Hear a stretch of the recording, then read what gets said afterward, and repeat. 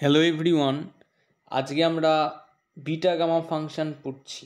তো beta gamma function স্কিমাপা এক্সারসাইজের 1 থেকে 3 এই অঙ্কগুলো করার আগে আমাদের কিছুটা জেনে রাখা দরকার বিটা ফাংশন আর গামা ফাংশন কোথা থেকে আসছে। মানে ওয়েস্ট বেঙ্গল বা যে কোনো জায়গায় 99% টিচার তোমাকে এটা বলবে না যে গামা ফাংশনটা কোথা থেকে আসছে, শুধু সূত্রটা লিখে ছেড়ে দেবে। তা যদি সেটা দেখতে চাও তাহলে প্রথমে কিছুক্ষণ একটু ধৈর্য ধরে দেখো, তারপর আমি এক্সারসাইজে তো আসছি। ঠিক আছে, তা আমরা অনেক ধরনের ফাংশন সম্পর্কে জানি। Trigonometric function, sine x, cos x, e to the power x, log x, অনেক ফাংশন। তেমনি তোমরা ক্লাস 11-এ একটা ফাংশন শিখেছিলে, সেটা কি function? Factorial function. F n equals to কত হয়ে যায়? N factorial. যদি তোমাদের জিজ্ঞাসা করি যে 3 ফ্যাক্টোরিয়াল মানে কত, তুমি হঠাৎ করে বলে দেবে যে 6। নিশ্চিত বলা উচিত তোমার। তাই এই ফ্যাক্টোরিয়াল ফাংশনটার দিকে একটুখানি অ্যানালাইটিক চোখ দিয়ে তাকাও, মানে তোমার যে জ্ঞান চক্ষুটা আছে সেটা দিয়ে তাকাও। তাকালে কি দেখতে পাবে? যে এই যে ফ্যাক্টোরিয়াল ফাংশনটা, f0-র যে ভ্যালু, মানে 0 ফ্যাক্টোরিয়াল, 0 ফ্যাক্টোরিয়ালের ভ্যালু কত? 1। তা এই যে ফ্যাক্টোরিয়াল ফাংশনটা সব নন নেগেটিভ ইন্টিজারের জন্যই হচ্ছে।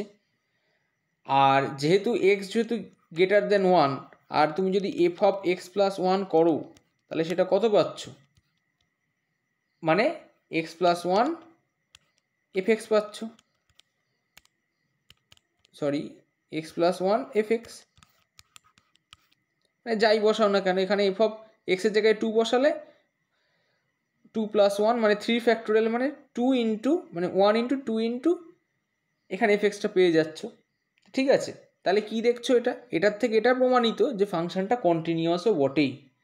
তাই এই যে ফ্যাক্টোরিয়াল ফাংশনটা আছে না, এটাকে আরেকভাবে লেখা যায়, যেটা দেখলে হয়তো একটুখানি অবাক হবে। সেই এফ এক্স যে ফ্যাক্টোরিয়াল ফাংশন, এটাকে লেখা যায় integration 0 to infinity t to the power x e to the power minus t DT.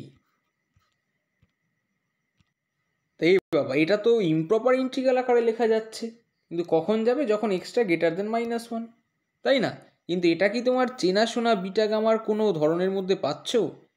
হ্যাঁ, তুমি বলবে যে এর থেকে যদি 1 বিয়োগ করি, আমি একটা অন্য কালি দিয়ে লিখি শুধু, হ্যাঁ, এর থেকে যদি আমরা 1 বিয়োগ করি তাহলেই তো এটা আমাদের, আর এখানে যদি এক্সটা গ্রেটার দেন 0 লিখি তাহলেই তো এটা আমাদের গামা ফাংশন হয়ে যায়। অবশ্যই হবে। ইমপ্রপার ইন্টিগ্রাল দিয়ে আমরা এই ফাংশনটাকে ডিফাইন করলাম। ঠিক আছে, তাহলে এটাই হচ্ছে কি আমাদের গামা ফাংশন। আবার গামা ফাংশনকে আমরা কিভাবে লিখি? যে gamma x plus 1 equals to কত লিখি? X gamma x.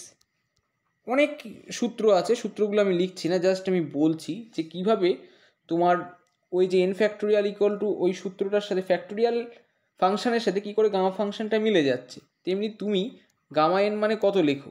n-1 factorial. ঠিক আছে, এইভাবে আমাদের গামা ফাংশনটা এসেছে। তেমনি বিটা ফাংশনের ক্ষেত্রেও দেখো, গামা ফাংশনের ক্ষেত্রে আমাদের লিমিটটা কি? 0 থেকে ইনফিনিটি, আনবাউন্ডেড ব্যাপার। কিন্তু বিটা ফাংশনের ক্ষেত্রে 0 টু 1, তাহলে সেক্ষেত্রে ইমপ্রপার ইন্টিগ্রেশন কেন নয় সেইটা আমি একটু পরে বলছি।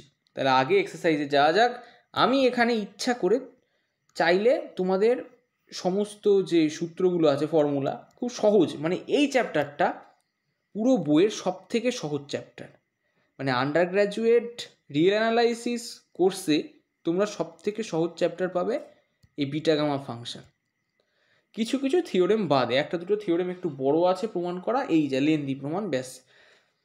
তো যাই হোক, আমি ইচ্ছা করলে সব সূত্রগুলো লিখে দিতে পারতাম, কিন্তু লিখিনি, কারণ এটা তোমার লেখা উচিত। আর লিখলে তোমার যে কিউরিওসিটিটা আছে আর যে তোমার ক্রিয়েটিভনেস যে ব্যাপারটা, এইগুলোতে হারিয়ে না যায়, তার জন্য আমি লিখিনি। চলো শুরু করা যাক। 1 integration 0 to π/2 tan to the power P theta D theta. কীভাবে করবে? সাইন কসে ভেঙে নাও, sine P theta cos minus P theta. দেখো বিটা গামা ফাংশনের দুটো ফর্ম আছে, তাই না? একটা ফর্ম আছে 0 টু 1 দিয়ে, আর একটা ফর্ম আছে সাইন কস দিয়ে। এখানে 0 to π/2। তা এই ফর্মে চলে আসছে দেখো। এটা যেহেতু আমি এখানে এটা লিখিনি, এটা একটা বিটা গামা ফাংশনের একটা ফর্ম, সেই ফর্মটা এখানে আসছে। ফর্মটা এটাই সূত্র। মানে ধরো বই হয়তো তোমাদের এম দিয়ে থাকতে পারে যে 0 to π/2 sin m থিটা আর মাইনাস না cos minus m theta d theta, তাহলে এটা হবে হাফ বি m+1 আর m মাইনাস n +1। না, এখানে মাইনাস m নয়, এখানে n থাকতে পারে, mn sin m theta cos n theta, তাহলে এখানে m+1 আর এখানে হচ্ছে n+1। আর এখানে n এর জায়গায় যেহেতু -1 আছে তাই আমি এখানে -p আছে তাই -p লিখেছি, যেটা থাকবে তাই লিখবো। তাহলে এইটা হয়ে গেল।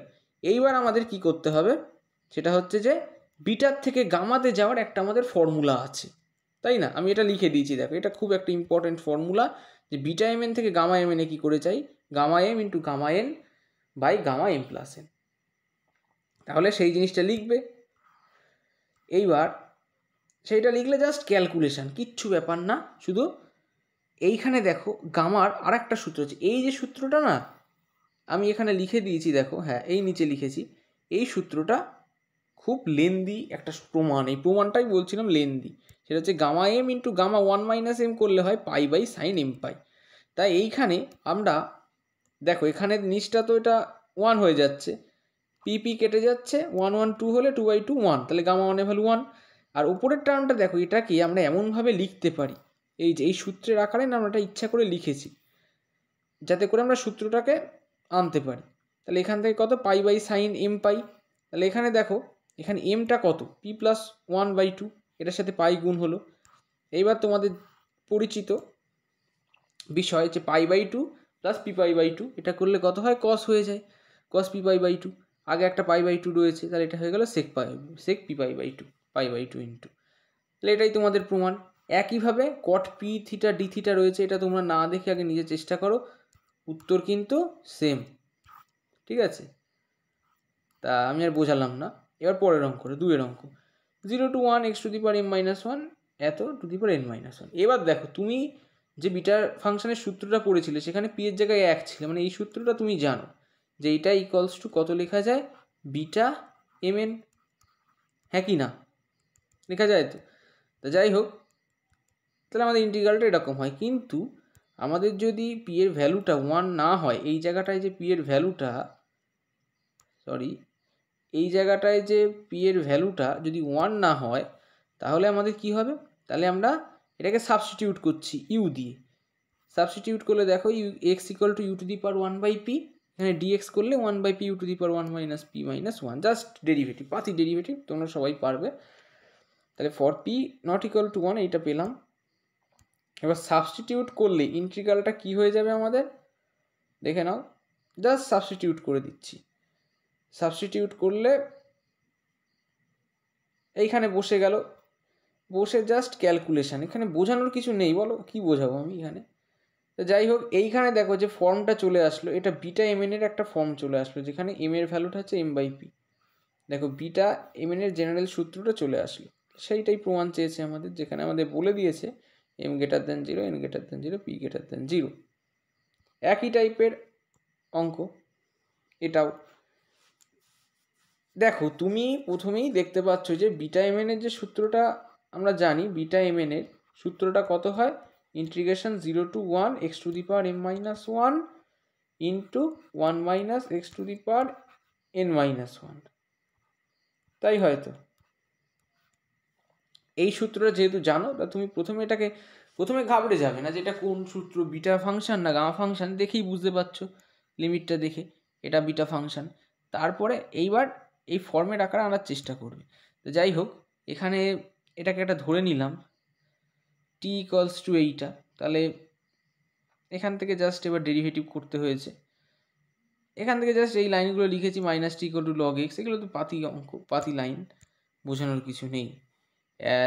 এবার দেখো এখানে x যদি 0-র দিকে যায়, এই যে ইকুয়েশনটা লিখলাম, এই যে ইকুয়েশনটা -log x = t, এখানে x যদি 0-র দিকে যায় তাহলে টিটা ইনফিনিটির দিকে যাবে, হ্যাঁ কি না? log 1/0, log ইনফিনিটি হবে, তাই না? আর যদি এক্সটা 1 - এর দিকে যায়, টিটা জিরো মাইনাসের দিকে যাবে। এবার এখানে বলো, এখানে প্লাস মাইনাস এগুলো কেন বলছে? অবশ্যই জানার কথা, এগুলো লেফট হ্যান্ড লিমিট আর রাইট হ্যান্ড লিমিট। ডান দিক দিয়ে হলে প্লাস আর বাঁ দিক দিয়ে হলে মাইনাস, তাই না? এই জন্যই বলছে। আমি ছবি এঁকে দিলাম, এইভাবে লিমিটটা আমাদের হচ্ছে, ঠিক আছে? তা যাই হোক, সাবস্টিটিউট করলে আমরা এরকম একটা ইন্টিগ্রেশন পাচ্ছি। এখান থেকে সিমিলারলি ক্যালকুলেশন করবে। জাস্ট আমরা আর একটা সূত্র জানি, সেটা হচ্ছে যে গামা কে বা গামা জেড যা খুশি বলো, এইটা ইকুয়ালস টু, যদি integration 0 to ∞ two the power minus Z হয়, Z into k minus 1 DZ হয়। এটা তো আমরা জানি, এটাই গামার সূত্র, জাস্ট কে দিয়ে লিখেছি। তেমনি এখানে টিকে আমরা রিপ্লেস করেছি কি দিয়ে? জেড বাই এম দিয়ে। জাস্ট ধরেছি z equal to m t, এরমভাবে ধরে আমরা dz equal to m dt পেয়েছি। এখান থেকে পাতি ক্যালকুলেশন, বোঝানোর কিছু নেই। তাহলে ভ্যালুটা পেয়ে গেলে এইটা, ঠিক আছে? ছবিগুলো হয়তো একটু অস্পষ্ট হতে পারে, যদি কিছু বুঝতে অসুবিধা হয় আমাকে অবশ্যই কমেন্টে জানাবে। তাহলে এই জিনিসটা, এই প্রমাণটা আমাদের কি করে করব?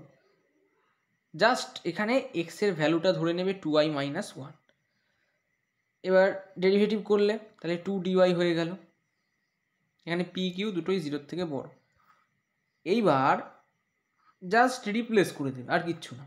রিপ্লেস করলে এরকম চলে আসছে, আই ইকুয়ালস টু আমাদের এই জিনিসটা চলে আসলো। একদম পাতি কিছু লাইনে অঙ্কটা হয়ে গেল।